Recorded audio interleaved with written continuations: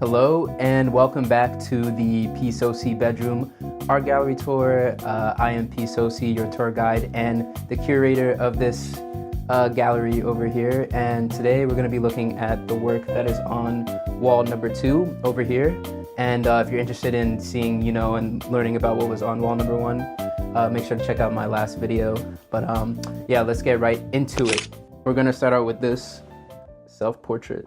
This piece is titled Social Media Addict, and I made it back in 2018 as I was preparing my my art portfolio to apply to colleges. So I made it using colored pencil for like the portrait and the phone, and then charcoal for the background.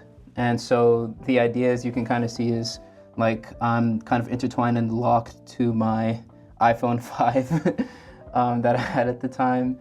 And then, instead of reaching for the key that is over here, I'm reaching for like a social media like. So I think it was kind of like a visual metaphor for just how social media really impacted and affected me and probably lots of other people in terms of how much they were, they're addicted to their phones or, chasing likes rather than chasing, in-person relationships or like quality time with people and things of that nature. And next up we have this still life box painting that I made back in 2019 for my foundation painting class. So this is using oil paint, and from what I remember, the objective or goal of this painting was to really just understand value, like color value. So placing like, these oranges and blues next to each other and trying to achieve like a realistic color balance between them, and then also just learning how to paint things from different perspectives, which is why like the boxes were subject matter, because that forces you to work on like, painting accurately the different planes. And then right below the box painting, I have these 2 other paintings that were from the same foundation painting class. So this first one here this is a painting of an apple, and I think it's an orange. I don't know why it's shaped like that, but yeah, this was another painting that was just really meant to help us gain a stronger understanding of colors and values, and also just kind of being able to realistically paint from still life. And then right next to it is same idea, but instead of using fruit as the subject matter, I used gummy bears. And right next to these 2 still life paintings, I have this postcard that just says greetings from place. And I actually did not make this design. It was made, I think, by some graphic designers in the year ahead of me at Boston University. Yeah, I just really like the colors and the 3D like text effect that they did. And I can definitely imagine like, that being a cool template to all right, now I'm doing a little too much yapping. But yeah, let's continue. Up next, we have this still life drawing. Okay, let's get this out of the way. But yeah, I made this still life drawing back in 2018, and it was another art piece that I made specifically for my art portfolio to show some diversity when I was applying to different schools. And so literally, I just sat down one day and I was like, all right, let me come up with some sort of composition for a still life drawing. And so I had my Huarache and my Huarache shoe right there that I used to rock back in the day, and some banana, or 1 banana, an apple, 2 oranges, a watermelon, and then a tennis ball. So I honestly have no idea what led me to come up with this composition. Like it's quite random, like just having like a shoe with some fruit. But I feel like honestly, like the balance of everything is really strong. Like it's a well-balanced composition. I think even with the colors, it kind of works somehow. And I think I was able to achieve quite a good amount of detail with just color pencil. And then for the shadow, I used charcoal to make it like an extreme black. So like the shadow is not necessarily realistic, because the shadow would never be that dark given the lighting that I had, but I wanted it to be kind of dramatic. And now we can move a little bit over to the right. This drawing was made by one of my little cousins back in 2016. I think they use crayons, Crayola crayons, and Yeah, at the top here, it's not quite legible through the screen, I don't think, but it says God made everything, which I think is super cool. And then they got a little, I don't know if that's supposed to be me or someone else. And then yeah, there's like a tree and some grass and obviously like a blue sky and everything. But yeah, I think super cool to have one of my younger cousins also, expressing their creativity through drawing, and yeah, now it's a part of my gallery. And now we're gonna move back up to, I think, what might be my favorite piece on this wall. So this piece is another project from my foundation painting class. And so the purpose of this project was to, again, one of like the big themes from the painting class in general was to understand color value. And so this was an exercise in that. And what we had to do was basically take a reference image and then try to recreate that reference image with this collage using literally random magazines. I literally just went through magazine after magazine and tried to find like color tones that match the image as best as I could. And so, I mean, it was really challenging, honestly, because I literally had to rely on what I had that was available to try and match the colors, but I really, really like how it came out, and like considering all the different shapes and thought that went behind making this portrait. And I really wish I could find what the original reference image was, but I honestly just really love this piece. And honestly, I think I should experiment with doing more collage, because collage is really a lot of fun. And right above that, we have yet another still life painting of a fruit. And now we got to go back up for this drawing. So yeah, this is a drawing I made of Beyonce back in 2017. It's just pencil on paper. And this photograph, I believe, was from her Lemonade like album release campaign. If you notice like the braids that she has. And so yeah, I think it's a pretty solid drawing, nothing too crazy. Yeah, definitely the hardest part was getting all the braids and hair correct, or at least as accurate as possible. I think, I could have done maybe like a slightly better job with the like creating depth in the face. Like it's a little bit flat, I think. But yeah, not bad.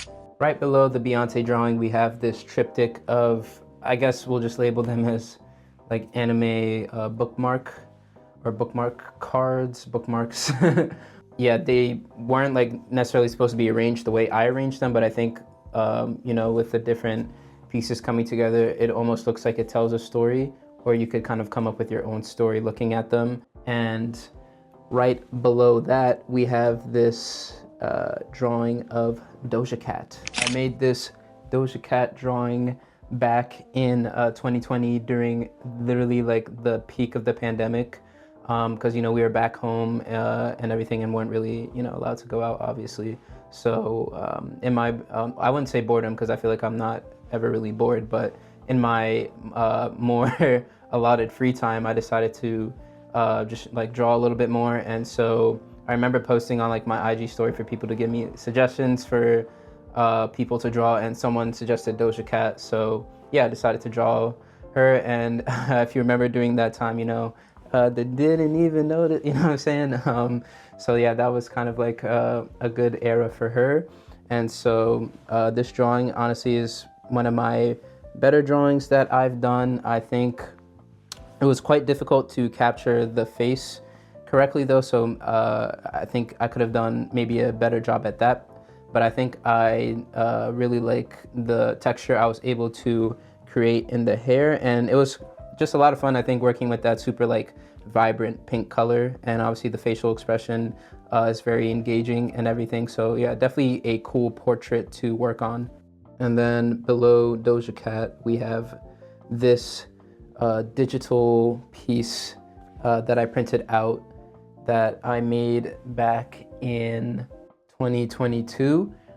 It was right around the Super Bowl time. And so for some context on this piece, That year in the Super Bowl, I think it was like the Rams and Bengals, and it was like low-key, it was a really boring Super Bowl. So I was inspired to make this piece with the theme of like a Super Bowl watch party for the Office characters, but instead of watching the Super Bowl, they're watching and waiting for the DVD logo to like bounce directly into the corner. And this is kind of a if you know, you know type of piece because you would have had to watch that specific episode of The Office to understand this reference. But if you watch that episode and remember how excited they were to watch the DVD logo hit the corner, then you can probably see why I chose to make that as kind of like with the theme of watching a Super Bowl and all the excitement that comes with that. So yeah, we got all the characters, or at least like the main characters in there at this DVD logo bouncing watch party.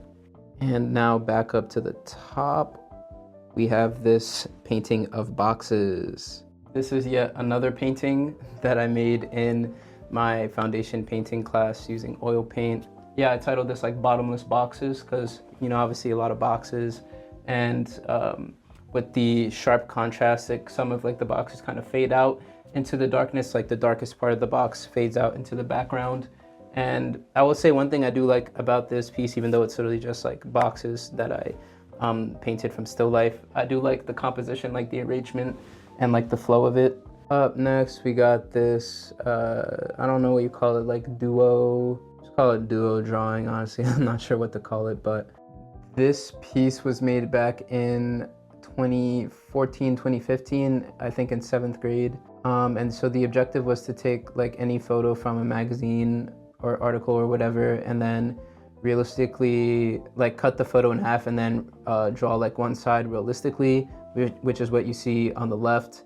And then on the right, you were meant to come up with like your own random creation. And so honestly, I feel like I could have been a lot more creative with this. Like I literally drew a basketball player combined with a football. Like I feel like I could have just done something a lot more like different to juxtapose like the whole sports idea. But below this duo drawing, I have this wonderful charcoal drawing. I made this charcoal drawing of a cow skull back in 2019 as part of my foundation drawing class. And so yeah, we were just meant to like accurately draw the still life of the skull, and then also like create like a background scene, because and we were allowed to arrange the background scene any way we like. So there was like some cloth, and so I decided to place the skull and draw it from this angle with the cloth in the background and everything. And one of the biggest things I remember from this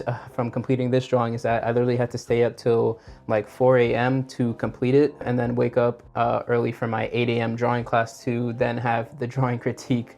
So I'm sure that day I might have not had as much energy during the critique, but yeah, this is a drawing I'm definitely very proud of. I think I was able to really achieve like the depth and dimensionality of the skull, and you know, the texture within the cloth and everything. And you know, doing all this with charcoal is definitely a lot of fun. Charcoal is like a really fun medium to work in. But yeah, if you ever have the chance to like draw with charcoal, just like, you know, in your free time, whatever, I would recommend it, because it's like a very forgiving type of medium, because you can easily like erase and restart and, you know, get the piece to wherever you want it to be. But yeah, that's this charcoal cow skull drawing.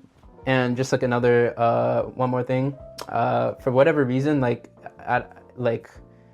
I don't understand why artists like draw cow skull so much. Like I guess maybe like the shape of it like helps with like developing stronger drawing skills, because like if you, it like dates back in time, like a lot of, like if you look at a lot of still life drawings of skulls, like they are specifically cow skulls, and of course obviously human skulls, but in terms of animals, like I always see cow skulls. I remember when I went to like the Tyler School of Art like art camp back in 2018, I remember also seeing like the same exact skull. So I guess it's like a recurring theme like among artists to yeah, to work with these particular skulls. But I guess they look pretty cool though. And below this charcoal drawing, we have another drawing, but with Prismacolor pencils. These are the eyes of Julie Ertz. And so I drew these eyes along with the eyes of Zach Ertz in 2019, after both of them had won championships for their respective sports teams. So Julie was on the USA Women's National Soccer Team. They won the World Cup in 2019, and Zach Ertz won the Super Bowl with the Eagles in 2018. So the whole idea was drawing like the eyes of a champion, and obviously, you know, they're married. So I feel like it was kind of like a cool theme to go with, drawing the eyes of a champion who also happen to be a couple. And yes, here's this Zach Ertz illustration right below the Julie Ertz eyes, funny enough. And so I actually already made a Zach Ertz illustration that I showed in the last video. But yeah, definitely a big fan of Zach Ertz. And this illustration I made back in 2015, one of like the first ever football illustrations that I made using Adobe Illustrator. Not really too much to this one. It's kind of plain. Yeah, we can move on. And then yeah, these two pieces are from that same risograph exhibition that I mentioned earlier, with the anime cards and then the place postcard. So these are other risograph prints that those seniors had like extras of that we could take away. And so I think this penguin one is really cute. Great use of negative space to create this composition.